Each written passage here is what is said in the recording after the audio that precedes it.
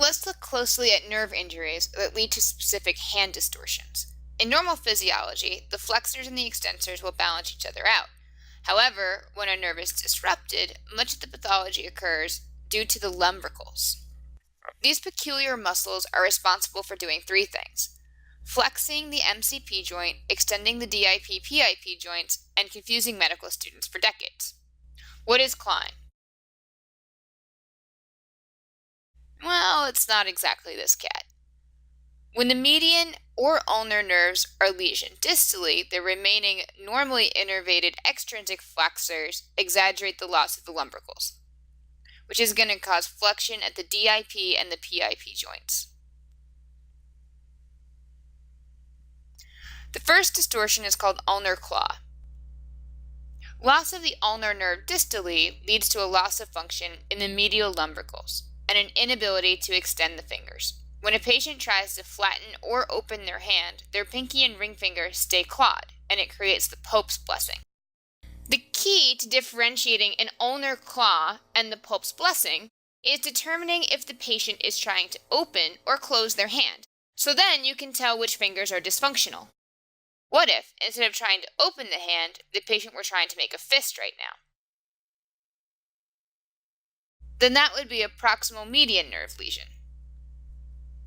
Here, the patient may lose the ability to flex the lateral fingers, so if they tried to flex those fingers, they would appear to be having a similar Pope's blessing appearance. What if your patient is giving you the OK sign? You need to know what they're actually trying to do. If your patient is trying to give you a high five, then extending the fingers to flatten their hands, then it's a distal median nerve lesion. See how the fingers can't extend? And what if the patient is trying to make a fist? It'd be a proximal ulnar nerve lesion. I've always thought that proximal ulnar nerve lesions must be the most frustrating of all the hand lesions. You're trying to make a fist to punch someone, and instead all you can do is give them the OK sign. So what do we mean by the deformity ape's hand?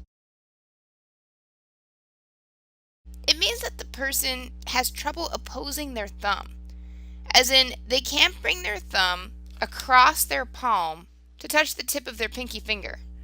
What muscle isn't working? It'd be the opponent's pollicis. And what nerve innervates this muscle? The proximal median nerve.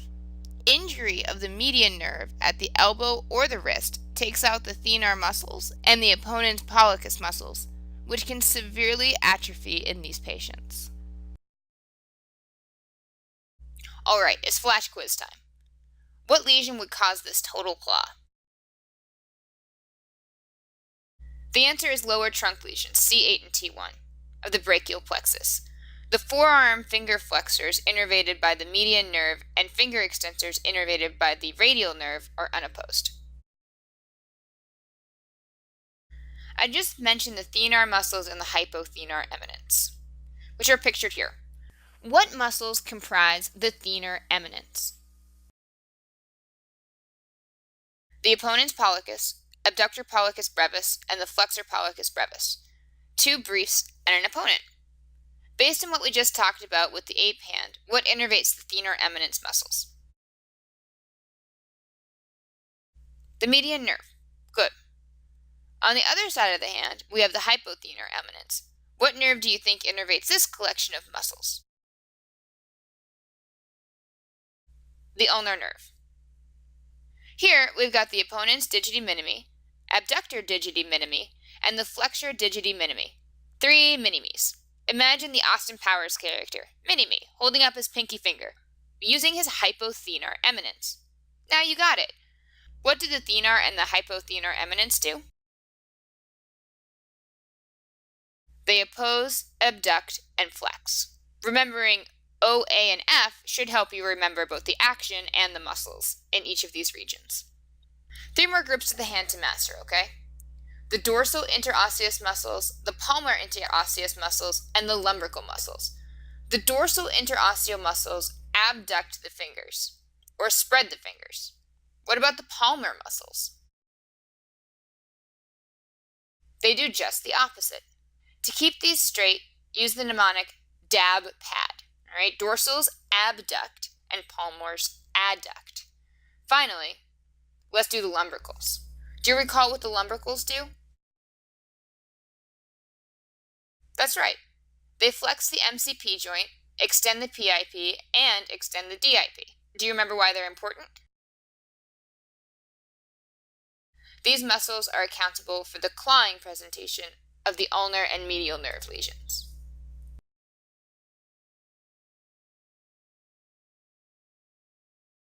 And now we have the lower extremity.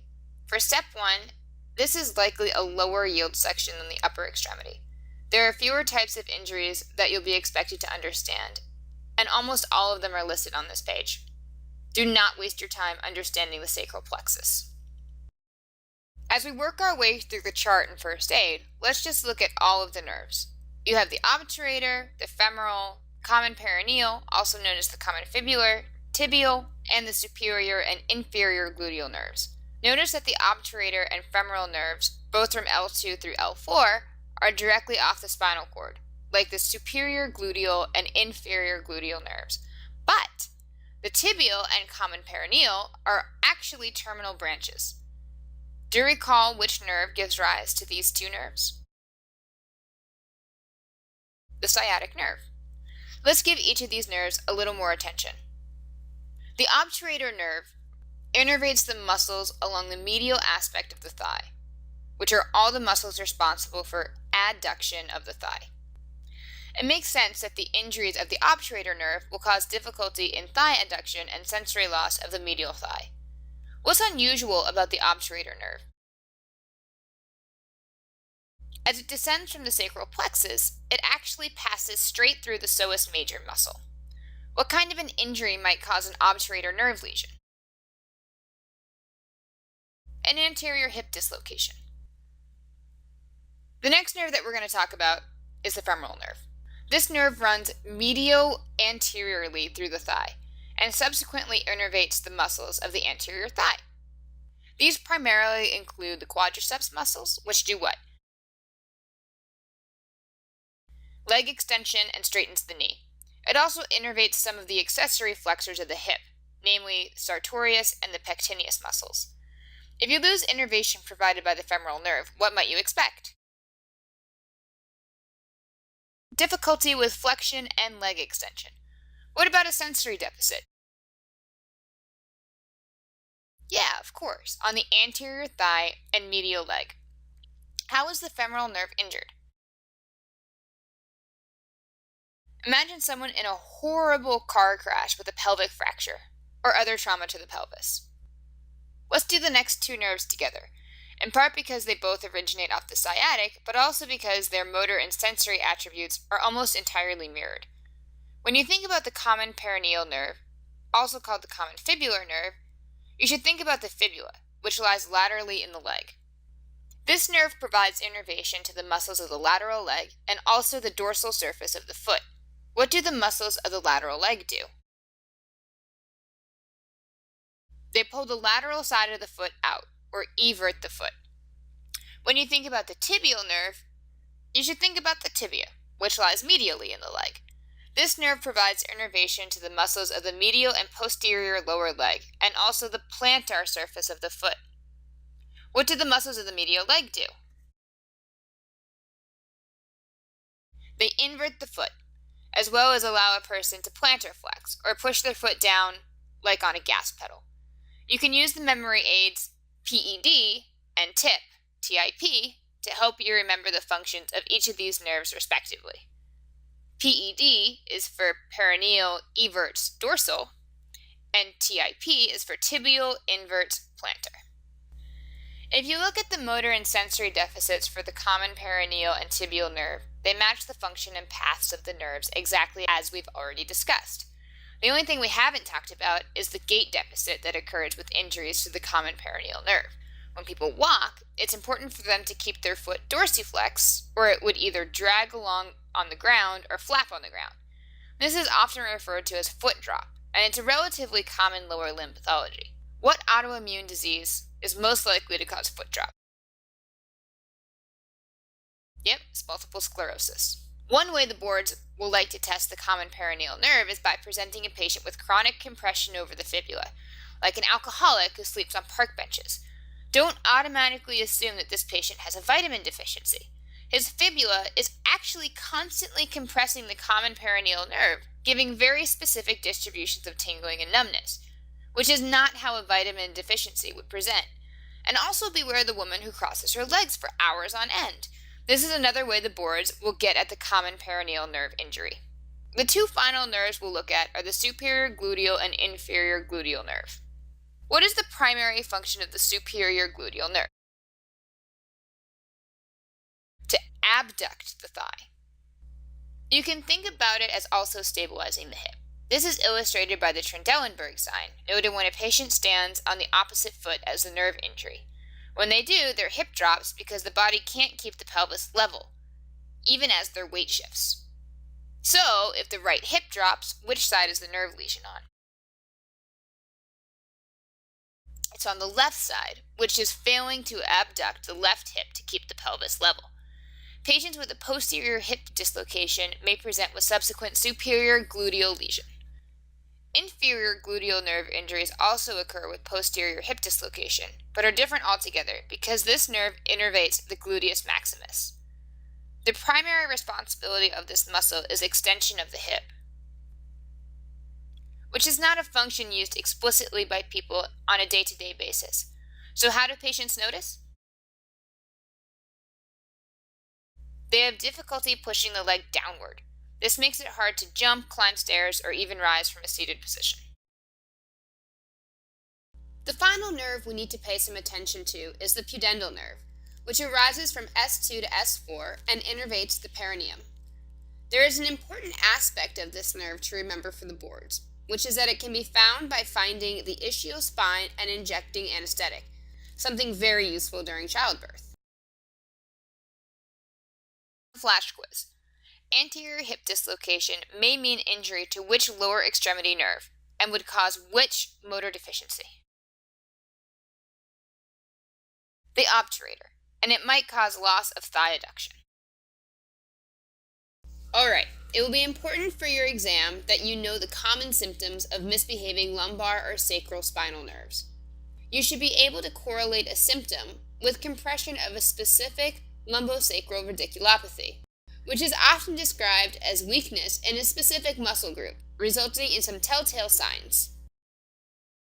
Let's take a look at the spine. Between the vertebrae are discs, which cushion the spine. The nucleus pulposus, or the jelly-like center of the disc, bulges out through the annulus, which is the surrounding container. Usually, this bulge happens posteriorly and laterally, as you can see here. Why does this happen? Because the posterior longitudinal ligament is relatively thin compared to the anterior longitudinal ligaments. Alright, let's get down to the clinical findings. What would you expect to find if you had compression at L4? Weakness in knee extension and decreased patellar reflex. What about at one level lower, at L4 to L5? Difficulty with dorsiflexion and heel walking. And L5 to S1? You got it, plantar flexion and toe walking. Patients will call this a drop foot. They also have a decreased Achilles reflex. It's important to note that the L4, L5 level does not have a reflex associated with it. Also, you're most likely to get tested on the L5, S1 level, since it's very common. What else might you expect to hear about with radiculopathies? That's right, sciatica. As far as names of nerves and arteries, there's good news and there's bad news. For the most part, nerves and arteries that run together are named together. That's the good news. The bad news is that there are always some exceptions, which we're going to go over now in this section on neurovascular pairing. What nerve and artery run through the axilla along the thorax? The long thoracic nerve and the lateral thoracic artery. Don't get the long and lateral confused. There are a couple different locations along the humerus where the neurovascular pairing is named differently. Where is the surgical neck? Good. It's right here. The anatomical neck is right along the humeral head. What nerve and artery run here? the axillary nerve, and the posterior circumflex artery. Okay, where does the radial nerve run? In the radial groove, at the midshaft of the humerus. What is the artery that runs with it? The deep brachial artery. Okay, in the cubital fossa of the distal humerus, we have the median nerve. The median nerve runs with the brachial artery here. And what about in the leg? What nerve runs with the popliteal artery? The tibial nerve. As a tibial nerve extends distally and meets the ankle, what artery does it course with? The posterior tibial artery. Why is it called the posterior tibial artery if it wraps around the front of the ankle? Because initially it starts out behind the tibia, a little bit more proximally. Okay, there you go. That's what you need to know about neurovascular pairing.